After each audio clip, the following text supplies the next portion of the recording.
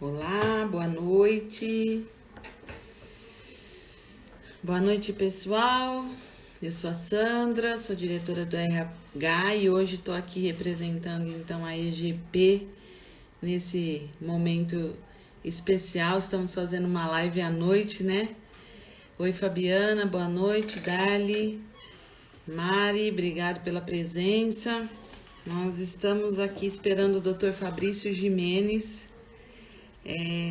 que gentilmente veio contribuir com as atividades da Escola de Governo. Vamos falar de um tema que muita gente pediu para a Escola de Governo, sobre a depressão, e um assunto que nos dá medo, nos preocupa, né, e que pode nos ajudar aí com algumas dicas. Vamos esperar o pessoal entrando, o Dr. Fabrício também. Oi, Silvia, oi, Josi, Fabiana, obrigada pela presença. Estamos esperando então o Dr. Fabrício. Oi, Karina, obrigada. Obrigada por vocês estarem aqui conosco essa hora da noite, né?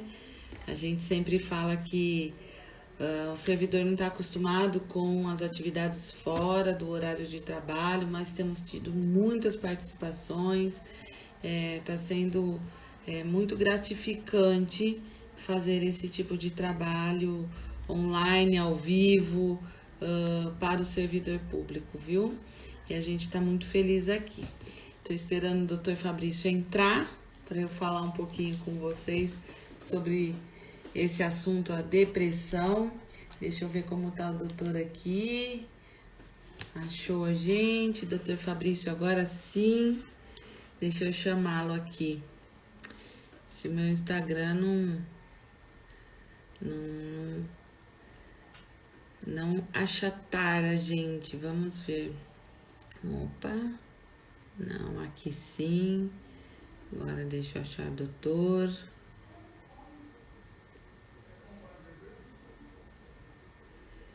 Vamos lá, vou chamar o Dr. Fabrício, tá, pessoal?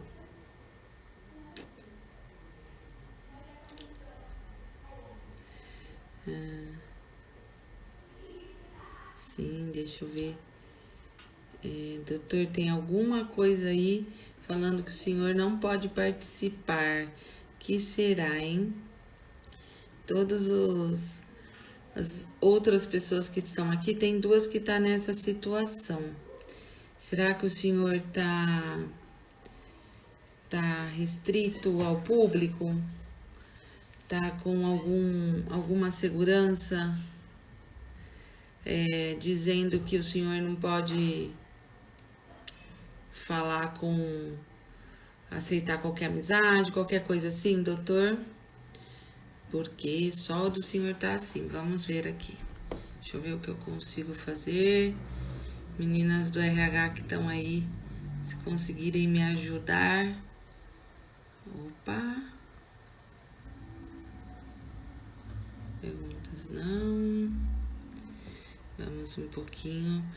Nosso público, ainda bem que ele está bem acostumado com a gente. E vou pedir para as minhas estagiárias aqui. Tem uma estagiária de plantão, a Mariana, que está sempre nos salvando. Mari. Vamos ver. Vou mexer um pouquinho aqui na minha câmera.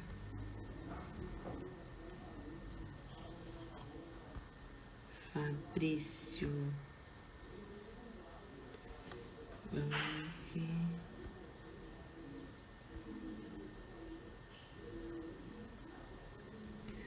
Espera um pouquinho que vamos ver o que está acontecendo. Tenta, doutor, sair e entrar novamente. E eu vou tentar aqui mais algumas situações. A opção... Ontem eu testei, pessoal, essa opção, deu tudo certo pelo Instagram na escola, mas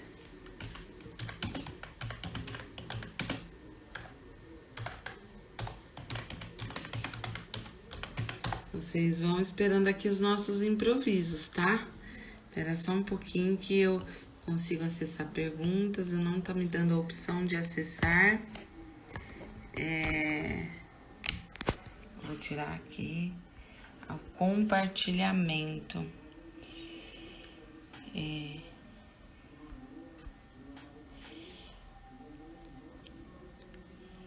Deixa eu ver. Agora sim. Agora deu certo. Opa! Aguardando o doutor Fabrício. Agora sim, doutor. Tudo bem? Boa Poxa noite. vida. É para testar o nosso estresse, né? Sim. Exatamente. É só pegar o foninho aqui. Essa Então, tecnologia está nos deixando louca, viu, doutor? E nosso público, ele é show de bola, porque nossos servidores, a nossa equipe, eles têm uma paciência com a gente, com essa tecnologia toda. Mas, enfim, só falar um pouquinho aí com o pessoal. Então, para quem está entrando agora, tem muitos amigos entrando, familiares, eu agradeço a presença. E em peso aqui está o meu departamento, viu, doutor? Departamento de Recursos Humanos está assistindo a gente. Para quem não sabe, amanhã a gente compartilha então essa live no Facebook e no YouTube, onde é o canal de maior acesso aos servidores, né? Eles têm mais facilidade aí para acessar, e o horário dessas nossas lives sobre Fique Bem com a EGP é de quinta-feira pela manhã. Mas a gente está aproveitando aí o horário, a agenda do doutor, que gentilmente aceitou contribuir com a gente, né? E estamos adaptando. Então, nós fazemos um ao vivo hoje e amanhã a gente, então, compartilha aí essa live para todo mundo assistir, tá bom? Eu já, antes de começar a falar desse assunto, eu quero agradecer ao senhor pela paciência, pela disponibilidade, né? Tem tantas pessoas nos pedindo para a gente falar sobre esse assunto, que a gente sabe que angustia muito e que tem causado muitos males, né? Eu estava estudando um pouquinho aqui antes de conversar com o senhor, né? E a gente vê que as rotinas exaustivas, a pressão, a necessidade de melhorar continuamente o desempenho são alguns fatores que geram estresse aos trabalhadores e afetam a qualidade de vida, podendo causar essa doença, que é a chamada depressão, né? Teve um dado aqui, doutor, que eu também fiquei bem admirada, que a Organização Mundial de Saúde afirma que até 2020 a depressão passará da quarta para a segunda colocada entre as principais causas de incapacidade para o trabalho no mundo. Estima-se que 121 milhões de pessoas sofram a doença, sendo de 17 milhões só no Brasil. Um dado alarmante, né? Particularmente aqui eu achei. E nós temos a questão do estresse ocupacional, né? Temos bastante casos na prefeitura. A gente tem cerca de 250 hoje pessoas afastadas pela doença. Temos cerca de 1.500 servidores afastados por outras doenças no geral, né? Por isso a gente tem uma responsabilidade enquanto escola de gestão pública, estimular o desenvolvimento, o aperfeiçoamento, a capacitação das pessoas, né? E aí a gente, então, trouxe esse assunto aqui para o senhor contribuir conosco, com a sua experiência, com o seu conhecimento, né? Peço que o senhor se apresente para as pessoas e vamos conversar um pouquinho disso. Como que o senhor vê esse assunto na vida das pessoas, nas pessoas que trabalham? Qual a experiência do senhor? obrigado, Sandra. Obrigado. Tá me escutando bem? O áudio tá bom, Sandra? Tá bom, para mim tá ótimo. Acho que o pessoal de casa também daqui a pouco fala um oizinho aí. Tá, combinado. Se alguém de casa achar que o áudio tá baixo, vocês me avisem que aí eu coloco o foninho, tá bom? Que eu já tenho o hábito de falar baixinho. Então, em primeiro lugar, muito obrigado, viu, Sandra? Eu que agradeço aí o seu convite, né?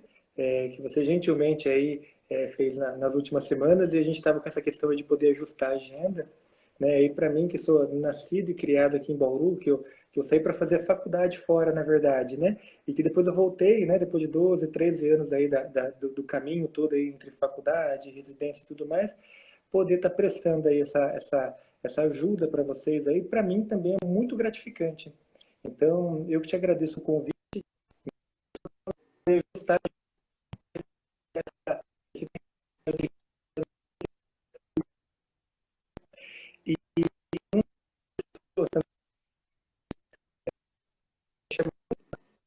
Para mim tá cortando um pouco. Deixa eu ver para o A pessoal depressão, também se como cortou.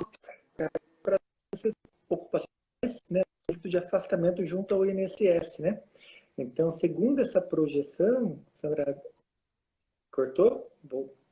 Agora melhorou. Tudo bem? Tudo bem. Então, só perderíamos então para as lombalgias, para a questão da ortopedia, né? Além dessas patologias, a psiquiatria então ficaria em segundo plano.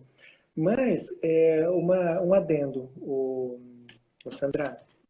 Então o pessoal vai avisando. Se estiver cortando, vocês me avisem, que aí eu reinicio tudo aqui para começar de novo o bacana. Assunto. Então, o assunto, exatamente. Então, esses dados, né, Sandra, é interessante porque era o seguinte, né? Era antes da pandemia. Então, uma situação que chama bastante a nossa atenção para a questão do futuro era que essa projeção da Organização Mundial de Saúde, né, veio no ano de 2016, 2018, e a gente estava em franca ascensão. E agora, né, sabemos que essa questão aí da pandemia pode ser que nos mostre uma surpresa, né, Sandra? Então, assim, não saberemos no futuro o que nos aguarda, né, nessa questão pós-pandemia, saúde mental, psiquiatria, e aí a gente acaba escorrendo aí a questão da depressão como um todo nessa situação, né, Sandra? Então, é uma situação para a gente ficar bem de olho e, mais do que nunca, a gente cuidar da nossa saúde mental, né? Mais do que nunca. E agora que eu percebo que, através dos números aí que a gente vê de afastamentos e os números aí em relação às infecções de Covid e tudo mais, hoje, nesse momento em especial, né, só para lembrar que a gente está em julho de 2020, né, a gente não sabe se é no meio de uma pandemia ou no final de uma pandemia, no futuro a gente vai saber isso, né, Sandra? Mas nesse momento de agora, nossa saúde mental merece atenção mais do que nunca. Porque agora, tão perigoso quanto, na verdade, tão deletério quanto a própria infecção do Covid, do coronavírus para a gente, são os impactos do nosso emocional.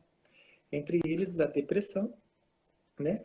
Então, isso daí vai fazer com que a gente tenha aquela questão da inteligência emocional, né? Que nem sempre conseguimos ter, para a gente poder atravessar esse momento e virar uma boa história para se contar. Mas, enfim, agora mais do que nunca é o momento da gente prestar muita atenção, da gente poder se cuidar, da gente poder prevenir, se for o caso, remediar o quanto antes, porque a rotina nos protege, né, Sandra? Então, a O rotina, doutor, pode falar. fala uma coisa para mim. Como é que a pessoa vai percebendo que ela que ela está numa situação depressiva e que ela precisa de ajuda? Essa foi uma das perguntas que veio para mim hoje. Bacana, Sandra, legal. Porque a gente tem aquele estereótipo de que a depressão, ela é o protótipo daquela pessoa que está no quarto escuro, pensando em suicídio, e nem sempre, né?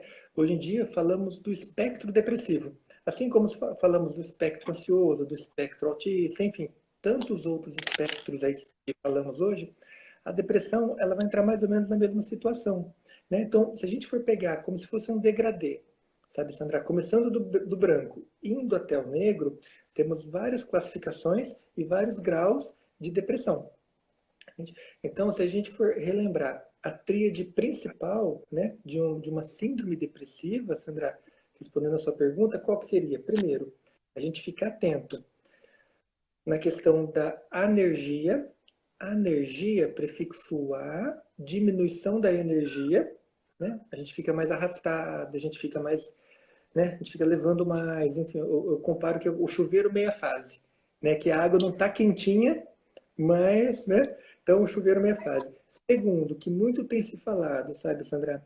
Anedonia. E quando a gente vai falar do termo anedonia é perda do interesse perda do interesse em situações que antes me davam prazer. Então, eu gostava de planta, gostava de ler, eu gostava de... Então, perda do prazer naquilo que antes me dava prazer. E em terceiro plano, isolamento social ou choro fácil. Então, resumindo, o que a gente tem que ficar de olho? Perceba uma tríade depressiva em qualquer escala. Primeiro, busca o diagnóstico, como tudo na medicina, né, Sandra, e na psiquiatria não é diferente, porque quanto mais cedo o diagnóstico e mais cedo é instalado o tratamento, maior o índice de sucesso. E aí, já pegando um gancho com a questão ocupacional, Sandra, quanto antes a gente institui o diagnóstico e o tratamento, menor o índice de afastamentos no futuro. Sim, sim, com certeza. E não sei se acho que travou um pouquinho agora, mas nós ouvimos a sua fala toda. Alguém está falando Será que aqui, minha está conexão... cortando, deixa eu ouvir, doutor. Acho que está um pouquinho fraca, mas deu até agora, estava muito bom. A gente conseguiu ouvir sobre os 3 sinais, né? A energia, a anedonia e o isolamento social. Né? O pessoal está travando um pouco aí. O nosso pessoal está dizendo que travou. Agora acho que vamos ver se estabilizou. De vez em quando tem umas quedas, né, doutor? A internet também está sobrecarregada. Muito, muito, muito, muito. Deixa eu só... Vai subir um pouquinho o áudio, mas eu estou aqui. Eu só vou conferir aqui qual conexão que eu estou utilizando. Só um minutinho. Tá bom. Pessoal, obrigada. Tá voltando agora. Esse horário é um horário de pico, né, na internet. O doutor está conferindo aí a conexão dele. Mas nós estamos falando, então, da depressão, que tem uma estatística que já a doença já ia ser a 4ª do mundo em 2020, mas agora vamos esperar as estatísticas aí depois dessa pandemia, foi isso que o doutor estava falando para a gente. Aí ele falou para a gente dos 3 sinais, né, que aparece, que já é um sinal de alerta para a gente buscar o diagnóstico, né, que era isso que a gente estava falando. O doutor, e assim, se uma pessoa ela está com sinais de depressão, como faz esse isolamento? O que o senhor sugere nesse momento de isolamento, mas que as pessoas estão percebendo que os seus sintomas estão se agravando? Aí, Sandra, nesse momento em particular, né, que a gente tá vivendo essa questão, né, pedindo o isolamento social, né, o mesmo isolamento social que antes era um sintoma, agora é algo que a gente está pedindo para que a população faça, né, mas fica uma situação, a gente acaba propiciando mais ainda, né, muitas vezes o aspecto depressivo, do que se não tivéssemos essa pandemia, porque sempre o que orientamos, né, que as pessoas saem, que busquem as suas válvulas de escape, né, o lazer, a questão cultural, tudo isso vem para ajudar. No momento de pandemia, onde a gente pede para as pessoas ficarem isoladas, o ser humano, Sandra, tem uma certa dificuldade em viver em isolamento.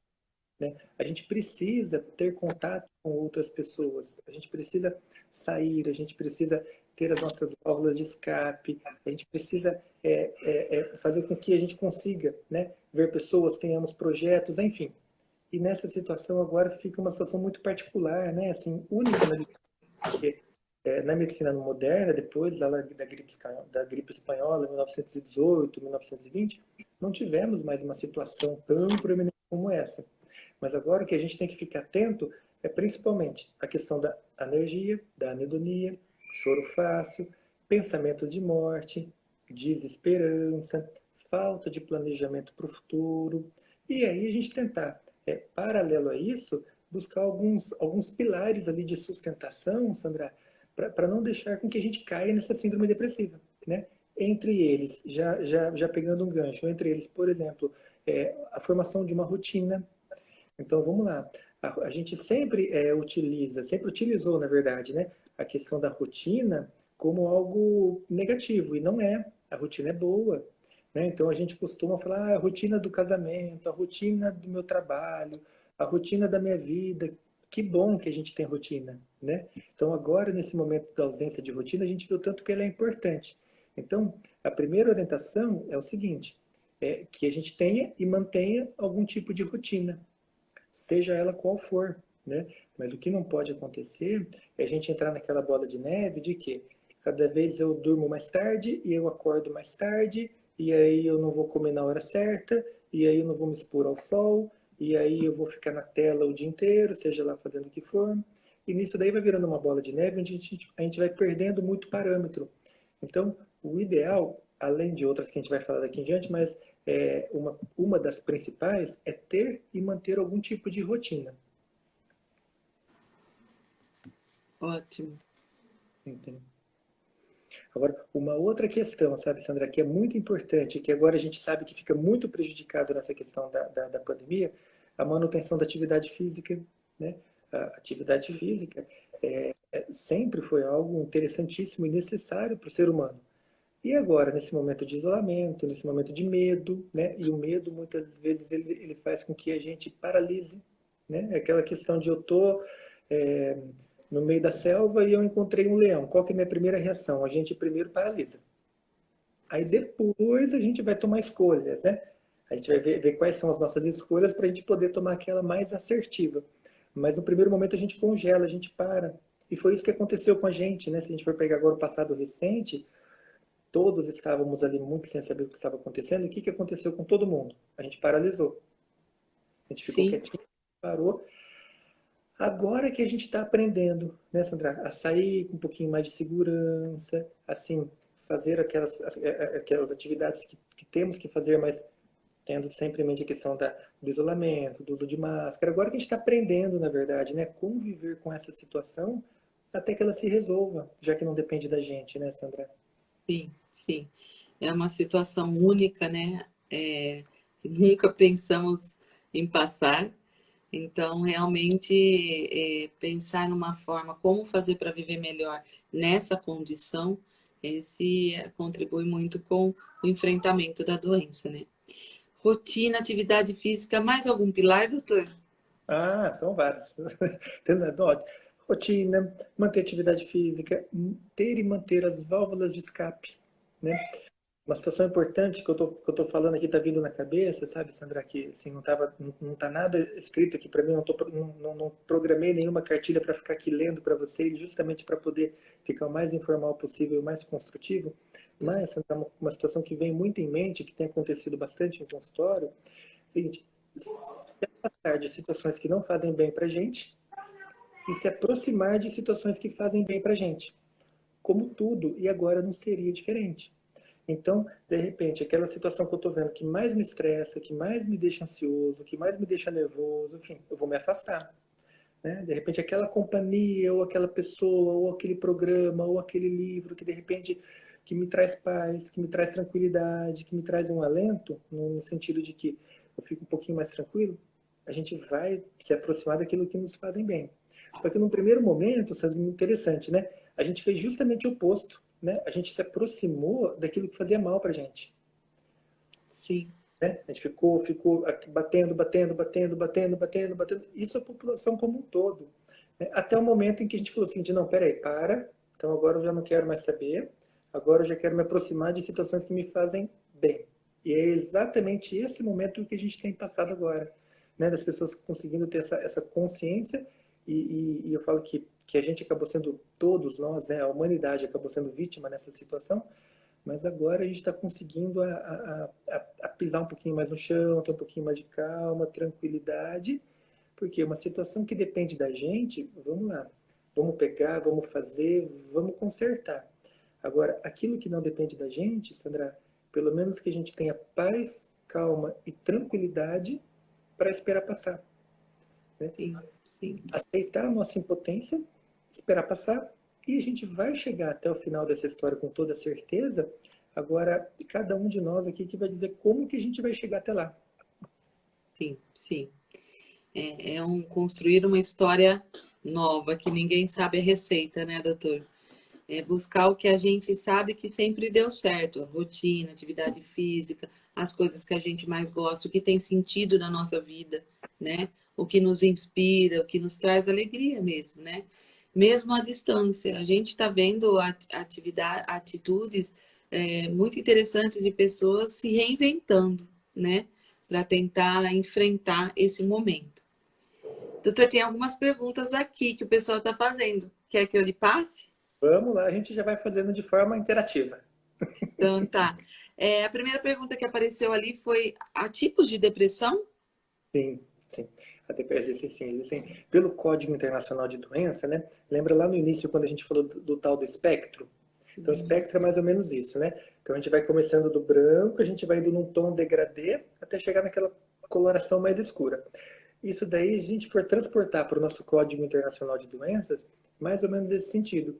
Então, a depressão é dividida em depressão leve, moderada e grave.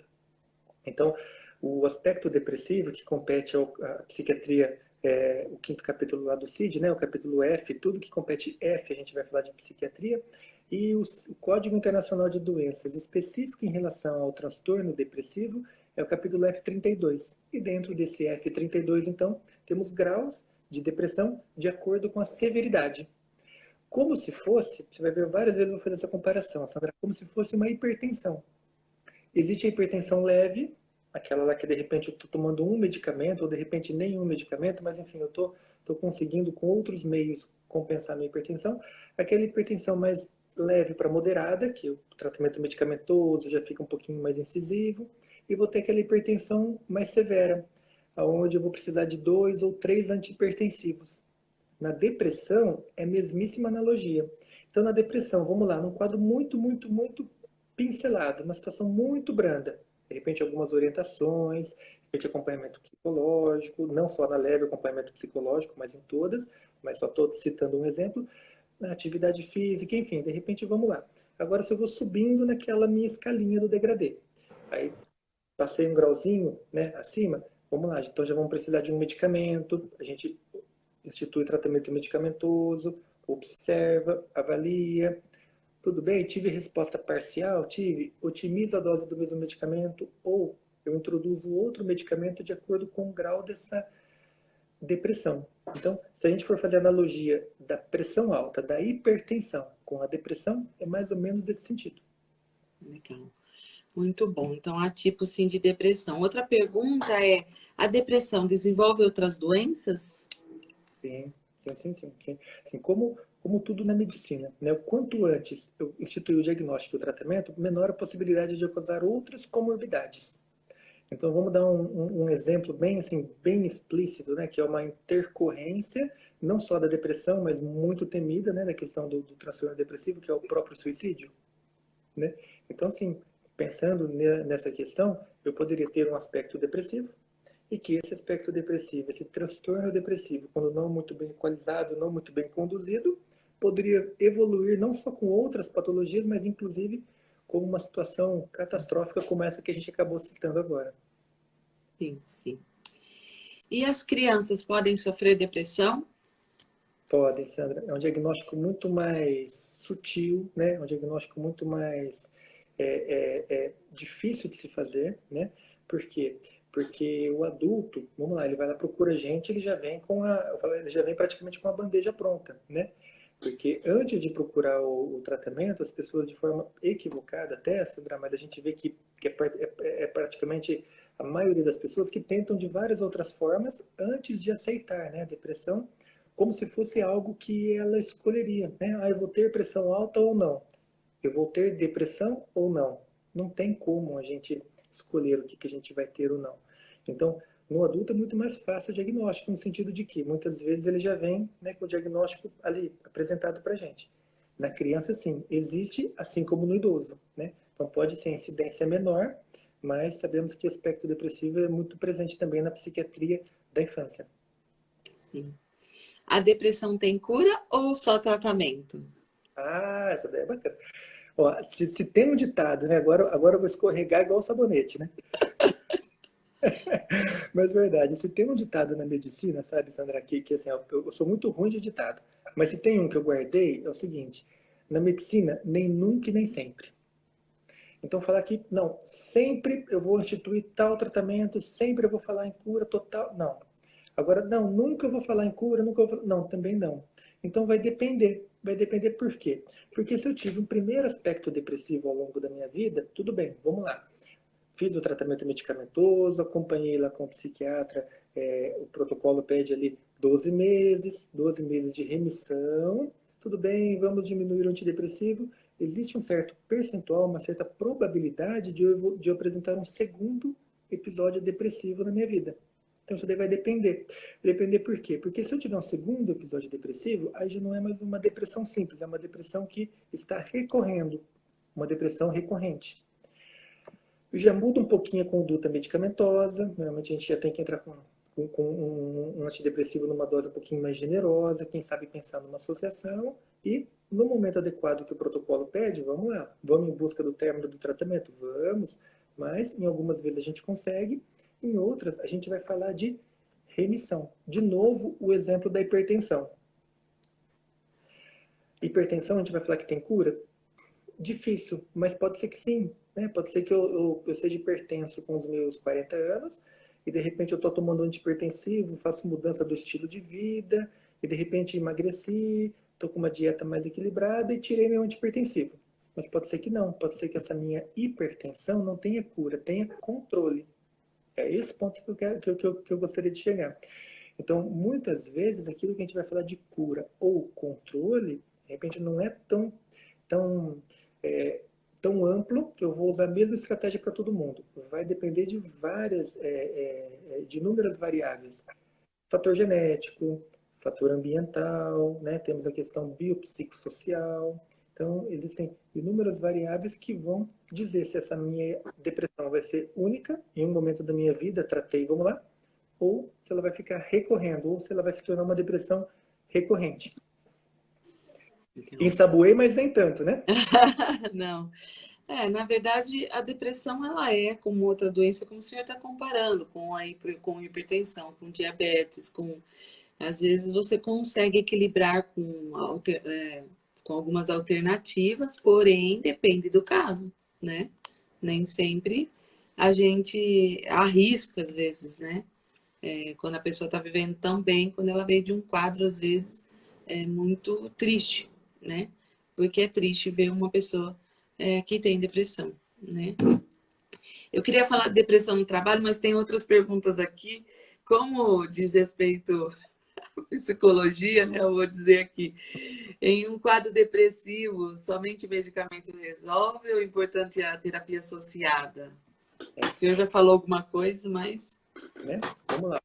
Então, o acompanhamento multidisciplinar sempre é muito bem-vindo. Então, comparo o tratamento da depressão, Sandra, não só o acompanhamento da depressão, mas vamos pegar várias outras situações na psiquiatria. Vamos pegar ansiedade, vamos pegar transtorno de espectro autista, vamos pegar transtorno ansioso, vamos pegar pânico, vamos pegar inúmeras situações da psiquiatria. Eu comparo o tratamento medicamentoso como se fosse uma aranha. Então, vamos lá. Eu tenho uma aranha, que essa aranha está totalmente desestabilizada. É o paciente no início do tratamento. Né? Aí o que a gente faz? A gente vai lá, Sandra, e joga uma teia, a teia do medicamento. O paciente deu uma estabilizada, ele parou de cair, mas está tudo bem, a aranha ainda está lá. Aí a gente vai lá e joga uma outra teia, a teia da terapia, do acompanhamento psicológico. O paciente vai ficar mais estável. Aí a gente vai lá e joga uma outra teia, teia da atividade física. A gente vai lá e joga uma outra teia. Enfim, o que eu quero dizer? Quanto maior o amparo, quanto maior o número de ajudas, maior o índice de sucesso. Né? Então, quando, de repente, o paciente está no momento dele, a gente está vendo que está numa situação oportuna, o acompanhamento psicológico só tende a ajudar. Ainda mais, Sandra, lembrando de que o psicólogo ele vai ficar mais próximo do paciente.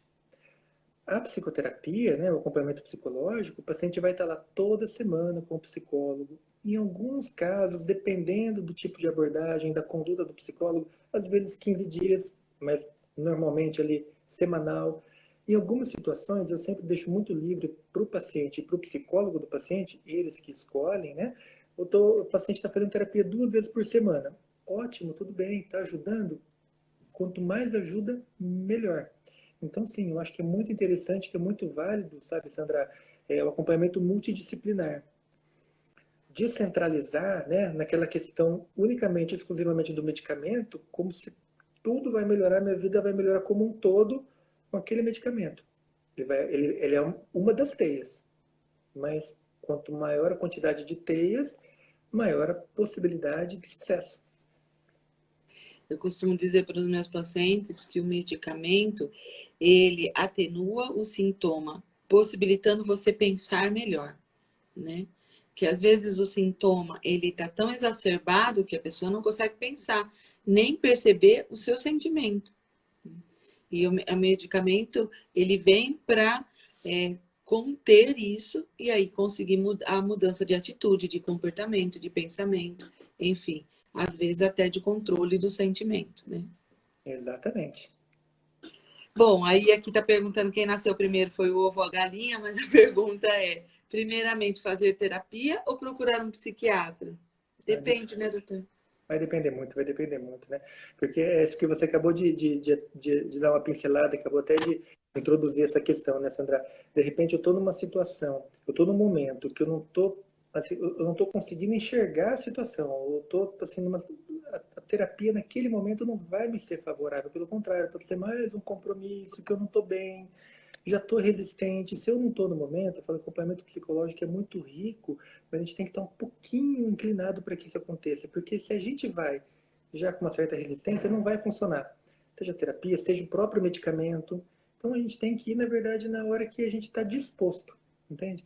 Então acho que em algumas situações, né, num primeiro momento, a abordagem psicológica cai muito bem, né, para o paciente ter assim, aquela percepção de que o medicamento pode ajudar, e em outros casos, ao contrário. Né? Em outros casos, vai vir o primeiro medicamento, depois, em segundo momento, o acompanhamento psicológico. Então, acho que não vai ter uma regra para essa resposta, né, Sandra? Vai depender da situação do paciente, da capacidade de insight, do momento que ele está vivendo e no que ele está disposto, enfim.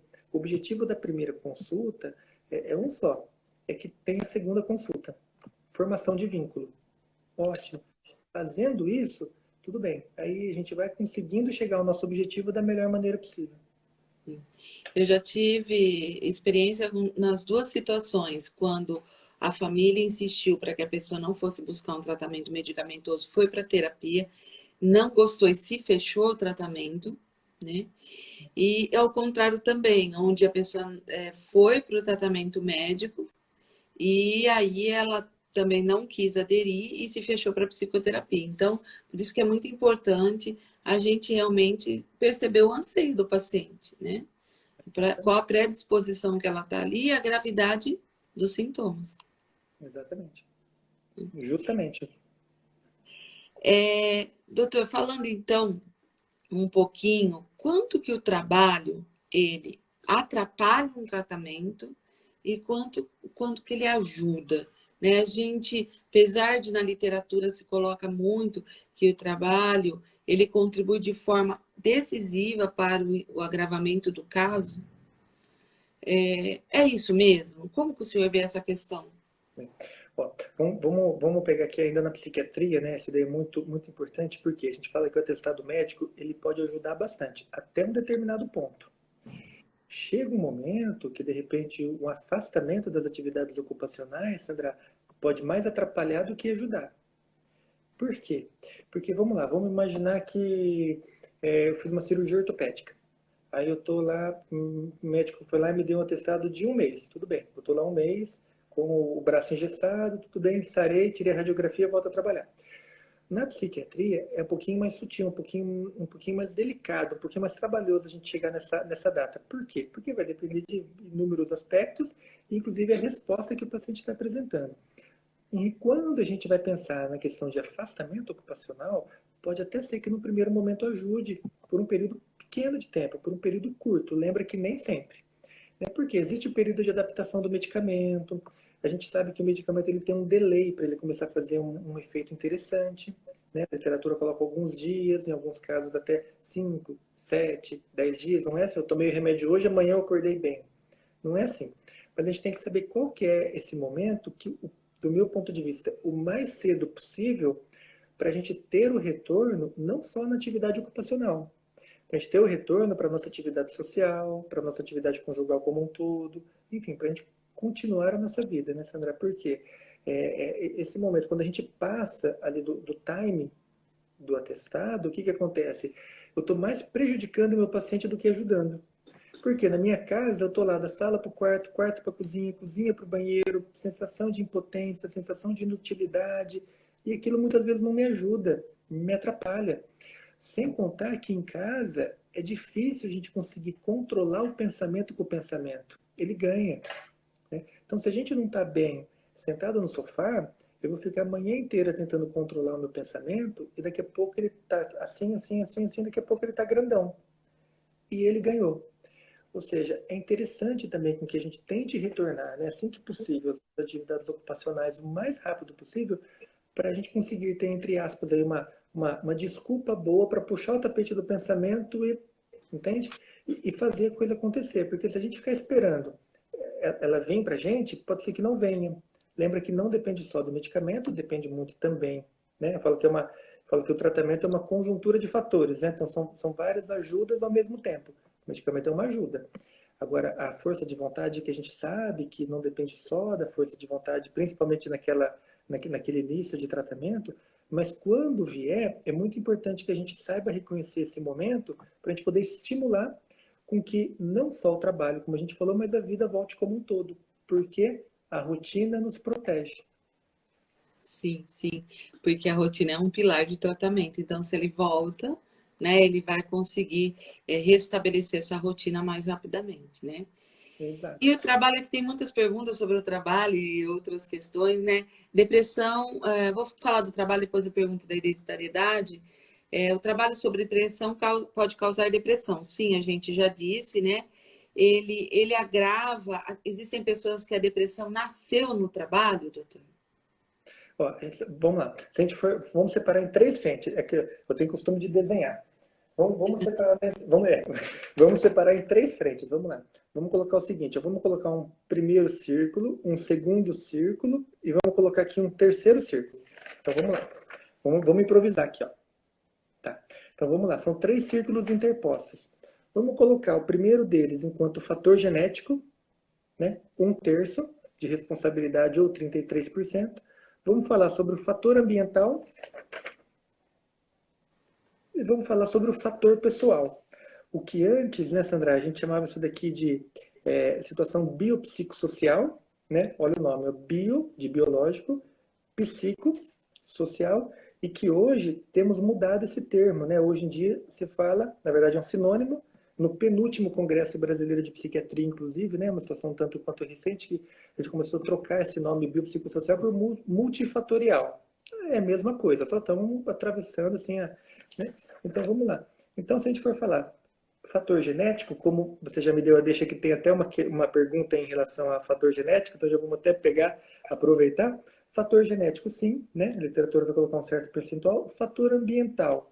Fator ambiental, tudo aquilo que vem de fora para dentro. Né? A pedrinha no meio do caminho, né? Ou seja, eu tive uma dificuldade financeira, uma separação conjugal, enfim, uma pedrinha no meio do caminho, né?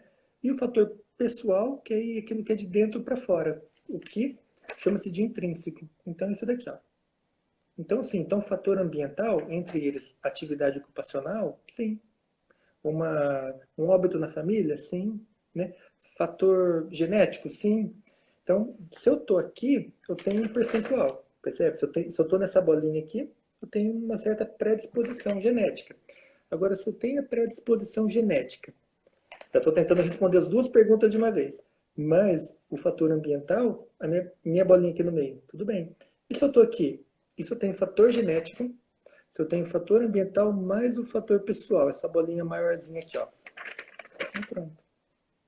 Aí minha possibilidade, com certeza, ou minha predisposição, juntando com o fator ambiental, fator genético, biopsicossocial, fator ambiental, pronto, eu coloquei um monte de ingrediente nessa feijoada, aonde vai ficar muito mais tendencioso, muito mais convidativo eu desenvolver um transtorno do humor, seja ele qual for, seja uma ansiedade ou uma depressão, por exemplo. Pronto. Então, esse desenhozinho aqui, ó. Ó, mais improvisado do que isso não tem jeito, hein? Você até me desculpa, viu, Sandra? Mas aqui eu vejo uma Ótimo, isso eu não mesmo. Em outras palavras, doutora, a gente poderia dizer assim, que uma pessoa que ela não tem fator genético, vamos dizer que ela não tem muitos fatores ambientais, mas ela tem um problema no trabalho, ela vai ter algo mais situacional, talvez não caracterize uma depressão, né? Mas Exatamente. talvez precise de um uso de um medicamento para diminuir os sintomas e tudo mais. Mas E aqueles tipos de depressão seja uma depressão leve. exatamente. Agora vamos lá, vamos então aproveitar esse exemplo, Sandra, vamos falar o seguinte, ó.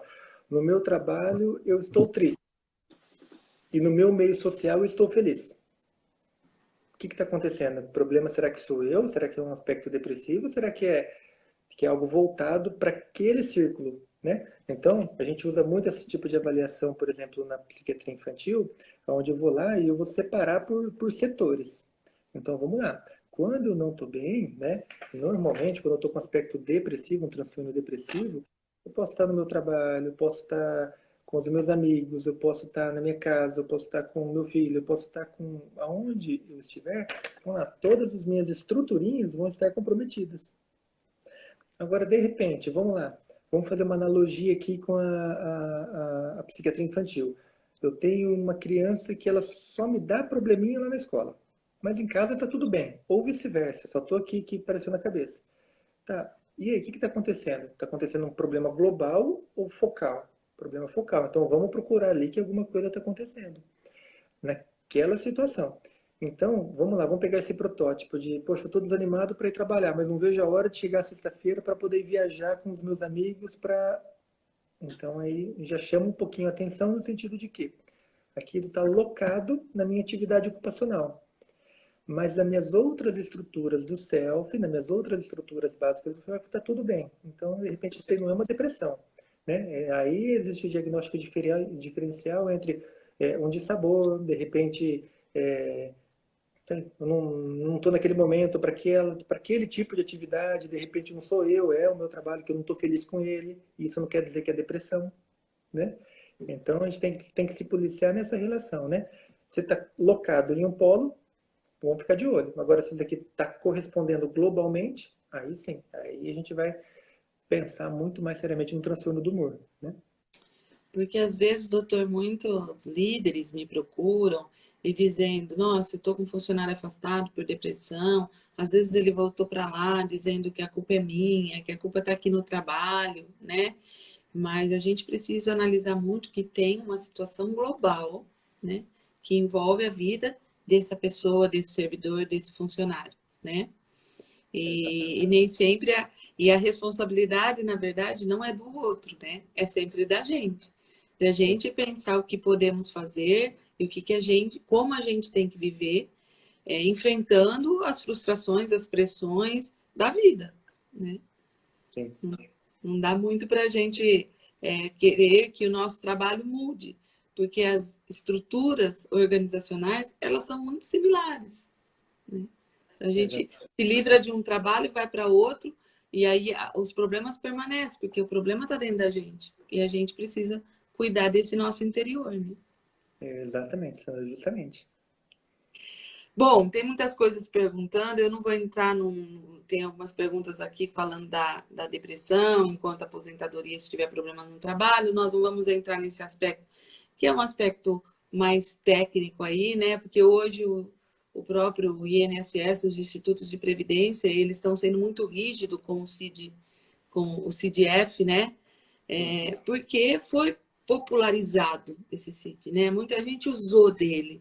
Inclusive, as pessoas às vezes têm depressão e se sentem discriminadas, porque em alguns momentos a pessoa usava um diagnóstico de depressão para se afastar do trabalho, para não ir trabalhar, para, enfim, diversas coisas. Mas hoje a gente vê que é um mal do século, né, doutor? Existe todo tipo de paciente, existe todo tipo de pessoa, tem aquelas que estão aproveitando da pandemia, arrumando desculpas para não voltar a trabalhar, e tem aquelas que não chega a hora de voltar a trabalhar.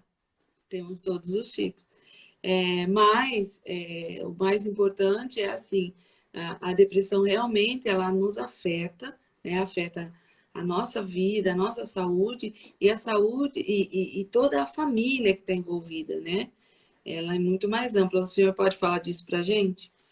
Sim, com certeza, Sandra. Inclusive, né, é uma situação interessante que muitas vezes a pessoa que está passando por um aspecto depressivo, muitas vezes ela pode ser que seja a última a perceber. Porque às vezes quem está, né, assim, ao redor do paciente já está percebendo, fala, poxa, ele não é assim, poxa, alguma coisa aí não está bem, alguma coisa aí não está legal. Então, muitas vezes, as pessoas de fora começam a perceber primeiro que a gente mesmo. Porque eu falo que quando o paciente, normalmente, sabe, Sandra, ele vai buscar o tratamento médico, o acompanhamento psiquiátrico, muitas vezes ele já tentou de tudo.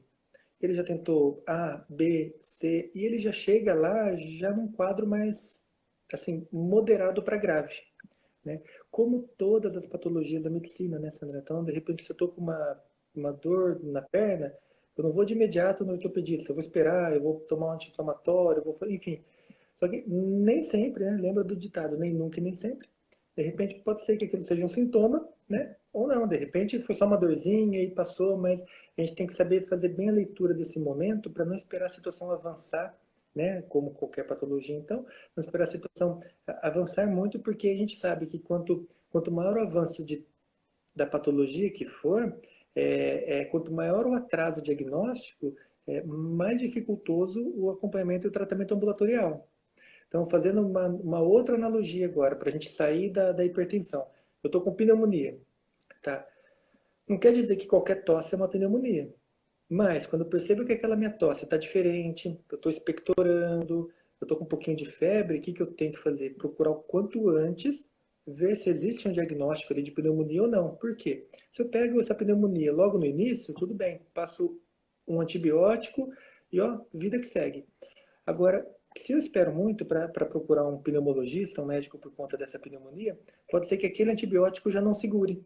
Eu preciso de 2 antibióticos, 3, ou às vezes eu preciso internar por conta de uma pneumonia, porque justamente eu perdi esse time, né? Então, quanto antes a gente conseguir perceber, fazer essa autoavaliação, usar as pessoas em torno da gente, né? Numa conotação positiva para nos auxiliar. E a gente, quanto antes fazermos o diagnóstico, quanto antes instituirmos o tratamento adequado, maior o índice de sucesso e, volto a falar, menor a possibilidade de afastamento. Não só na depressão, na pneumonia, na hipertensão, no diabetes, enfim. E como todas as outras. Sim, sim. Né? Bom, tem uma pergunta aqui que eu amei. Antes dela, as pessoas tendem a demorar para buscar ajuda por medo, vergonha e dificuldade de aceitar o diagnóstico. Tem isso ainda, né, doutor? Tem. A psiquiatria ainda carrega aquele estigma, né? Aquele estigma do médico, né? Do antigo sanatório, da antiga instituição, né? Psiquiátrica, daquele modelo antigo, onde, enfim, o médico de louco, do hospício. Isso daí, ainda infelizmente, dependendo, né, da cultura da pessoa, do grau de entendimento, do nível, enfim, isso daí pode ser que perdure na nossa cultura. Mas, felizmente, isso daí tem se quebrado ao longo dos anos. Né? Isso daí tem acontecido de uma maneira positiva, no sentido de que as pessoas têm tirado essa questão desse estigma negativo, né, e abrindo um pouquinho ali, clareando um pouquinho ali o grau de entendimento, para saber que, na verdade, é uma doença como qualquer outra. Então, Sandra, quando eu tenho a oportunidade de atender novos pacientes no consultório, que nem todo dia eu consigo atender novos pacientes por conta do horário, mas quando eu consigo, a frase que eu escuto praticamente todos os dias: poxa, nunca achei que fosse acontecer comigo. Poxa, eu achei que fosse frescura. Poxa, eu achei que fosse coisa da cabeça. Nossa, logo eu, que sempre fui tão proativo. Então, a gente fica ali resistindo por essa questão cultural que tem sido derrubada, né, ao longo dos anos. Felizmente, né, Sandra? Sim. Os próprios medicamentos evoluíram muito, né, doutor? Os efeitos colaterais. A gente vê medicamentos hoje. Antes falava assim, não vou no psiquiatra, vou sair babando de lá, porque falava que porque os remédios tinham um efeito colateral que às vezes você percebia só de olhar para uma pessoa, né? Hoje a gente já tem coisa muito, muito avançada, né? Muito, muito, muito. Eu ainda que tenho uma inclinação para acompanhar a linha de pesquisa, sabe, Sandra? Eu vejo o seguinte, ó, ano após ano os estudos não param. Então, depois da década de 80, vamos lá, quando começaram, ali, os primeiros antidepressivos foram os antidepressivos tricíclicos, né, que são os mais antigos. Sabemos que são os mais potentes até hoje, mas eles pecam pelo efeito colateral. Então, até hoje, quando você vai a um congresso, vai fazer um lançamento de um medicamento, você vai fazer uma comparação, né, um head-to-head com algum medicamento, fazer a comparação, você vai falar assim, eu quero o efeito do antidepressivo tricíclico com menos efeitos colaterais. E aí veio os medicamentos serotoninérgicos, né? Depois dos medicamentos serotoninérgicos, existem os antidepressivos duais, multimodais, enfim, isso daí não para. Né? Então, da década de 80 para hoje, 2020, né, tivemos um grande boom, né, dos medicamentos psicotrópicos e que tem uma excelente qualidade de vida. Né? Então, não tem mais essa questão dos efeitos colaterais proeminentes, né? E temos medicamentos ali para várias com vários efeitos, para vários perfis. De repente, vai ter um perfil diferente da mulher, a mulher que tem um pouquinho mais de peso, que é aquela mulher que tem menos peso, aquela mulher que quer emagrecer, aquela mulher que... Então, a gente vai adequando o perfil do paciente de acordo com a necessidade. Então, hoje, Sim. nosso arsenal medicamentoso, Sandra, está muito bacana e as linhas de pesquisa são promissoras nesse sentido, né? Então, amanhã mesmo, por coincidência, é quinta-feira, a gente vai ter um evento sobre da indústria farmacêutica e sobre alguns medicamentos, e isso não para, né? E se a gente for parar para pensar, Sandra, década de 80, 2020, são apenas 40 anos. Não é nada. Ai, Para a humanidade, evoluiu. é muito pouco tempo. Então, a gente deu um salto, eu falo que essa geração nossa, ela é privilegiada por quê? Porque demos um salto no estudo farmacológico, no leque diagnóstico, né? A título do DSM, que é o Manual Norte-Americano para Diagnóstico, enfim. Agora que vamos para o CID-12, na verdade o CID-11, né? Lá na frente. Então, assim, isso daí está abrindo um hall interessantíssimo, né? De associações medicamentosas, ou seja, diagnóstico precoce. Então, a gente está num momento muito, eu falo assim, muito favorável na psiquiatria, né? A gente está num momento muito feliz. A verdade é essa. Tratamento psiquiátrico também é qualidade de vida, né? Também, ele também favorece. Já não tem mais essa mentalidade só do tratamento, né? Como se não tivesse mais jeito, vamos para o psiquiatra. Já não, graças a Deus, já estão vencendo esse estigma, né? O doutor, mas a Sim. pergunta que eu mais gostei agora é de um É, parceiro, e está todo mundo elogiando ele aqui, até o Caio. Se você percebe que alguém está com depressão, qual a maneira correta de abordá-lo? Acho que a é. gente, enquanto servidor, pode muito contribuir com isso. Bacana. Ó, excelente pergunta, Caio. É justamente, né, a gente começar pelo começo, né? Quando a gente percebe, né, qual que é a melhor abordagem? A melhor abordagem, primeiro, é indicar ajuda, né? Então, sabendo que, de repente, por mais próximo que aquela pessoa seja, né, somos limitados e não somos profissionais da área, e mesmo que fôssemos, deveríamos encaminhar para um colega, porque estaríamos contaminados pela proximidade. Agora, qual que seria a melhor abordagem, Caio? A melhor abordagem é o seguinte, é tentar mostrar para a pessoa que, de repente, ela precisa de um tipo de ajuda, né? Deixar o estigma de lado, vamos lá, né? Vamos estender aqui o horizonte e buscar a contemplação, ou seja, a tentar mostrar para a pessoa a real necessidade do tratamento e encaminhá-la para a avaliação de um profissional. Apenas isso, Caio. Então, assim, sem atitudes heróicas, no sentido de, olha, vamos fazer isso, vamos fazer aquilo. Não. Vamos começar do começo, calma, vamos lá, você não está bem, eu te conheço há muito tempo, confia em mim. Se fosse ao contrário, eu gostaria que você fizesse o mesmo comigo. Então, poxa, por que a gente não vai procurar uma pessoa de fora, uma pessoa descontaminada, uma pessoa que trabalha com isso, para ela poder dizer para a gente, né, se está tendo alguma coisa para a gente poder tratar, ou se não, se é só uma fase, a gente acaba conduzindo e orientando, encaminhando essa pessoa para uma avaliação profissional. Muito bom. Essas palavras, né? Ter a palavra certa na hora certa, isso ajuda bastante, né? Como abordar essa pessoa, o local que a gente vai falar isso com ela, né? O tipo de relação, se é uma relação de confiança, favorece muito, né? Então, falando aqui a empatia, se colocar no lugar do outro, é, isso mesmo, para tentar imaginar como que ele se sente, né? É, em achar que é porque a pessoa fala, você está achando que eu sou louco? Né? E não é loucura. Hoje isso é preconceito, né?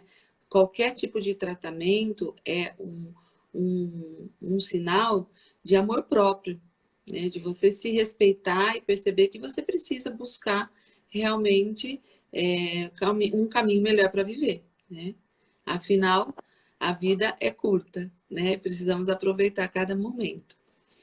Doutor, tem alguma coisa que faltou eu perguntar que o senhor gostaria de colocar para. Nós estamos com 30 pessoas aí nos seguindo ao vivo à noite, e isso para nós é um ato heróico, viu? Eu estava conversando no começo que os servidores não têm por hábito, né, ficar fora do horário e aí fazer atividades fora do seu horário de trabalho, mas a gente tem tido respostas muito positivas, né?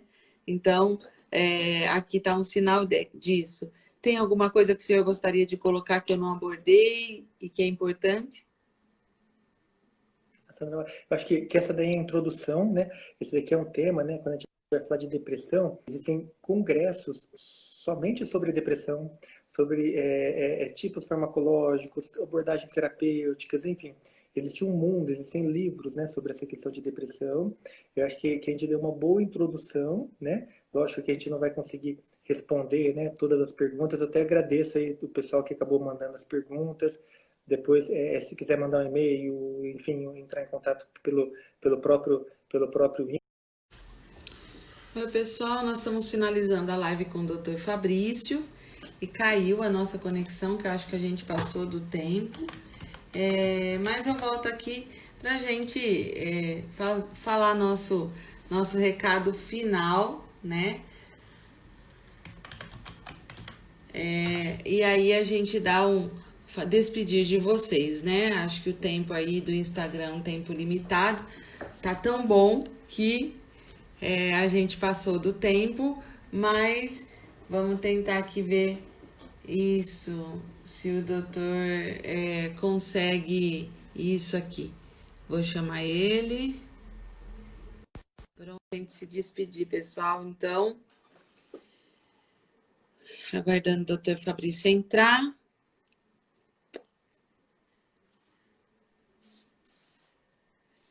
A gente esquece que é rede social, né, doutor? Não é um contato assim.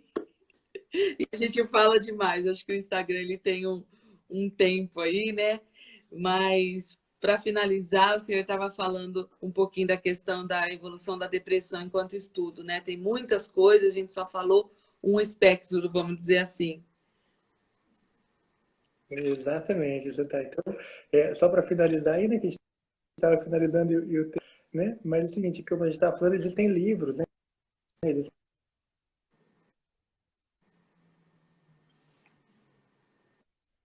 têm,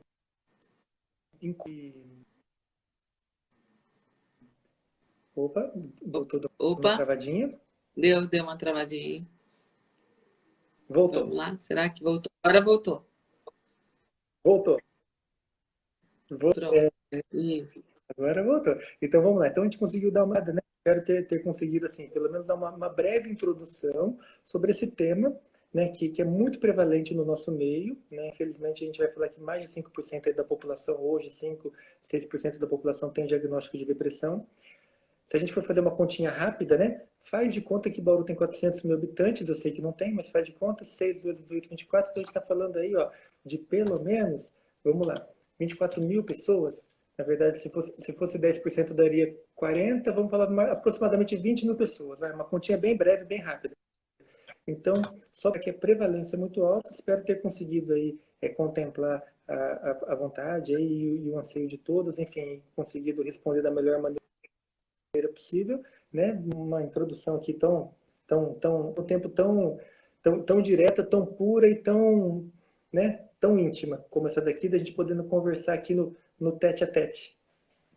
Com certeza. Então, Doutor, eu sou eu suspeita de agradeço. falar, né? Eu já sou apaixonada pelo senhor, então, mas hoje esse nosso bate-papo aqui realmente desperta mais admiração por essa área, por esse profissional que é o senhor, que tem realmente um tato com o ser humano, que parece que penetra na nossa alma, né? Para ajudar, para auxiliar, porque a dor humana, a dor da alma, eu falo que é uma das piores doenças, né? Não desprezando as outras, o sofrimento que as outras causam, mas eu falo que o diagnóstico das outras doenças é muito evidente, um exame comprova, né?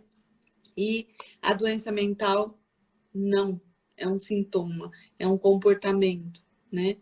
E dói muito quem sofre, quem convive com essa doença, sabe o quanto é difícil, né? E quanto merece respeito tudo isso. Acho que travou um pouquinho, né? Tá travando aí. Voltou? Então, eu agradeço a disponibilidade do senhor e desejo assim que continue sendo abençoado no seu trabalho, cuidando de tantas vidas, com tanto respeito, né? E que tenha sempre força e energia e conhecimento para ajudar essas pessoas que tanto sofrem. E muito obrigada. Eu estou muito feliz, estou encerrando meu dia hoje, muito trabalho, com muita alegria. Obrigado, Sandra. Eu que agradeço de novo aí o convite. O que precisar de mim para qualquer situação, para qualquer empreitada, Você sabe que eu estou super à disposição, sempre estou inteiro, sempre estou aqui à disposição de verdade, tá bom? Do jeito que eu puder ajudar, tá bom? Então, muito obrigado a Obrigada, você e a todos que... obrigada. Um abraço e um beijo bem especial. Obrigado, pessoal. Um Obrigado. abraço para vocês também. Tchau, tchau. Tchau.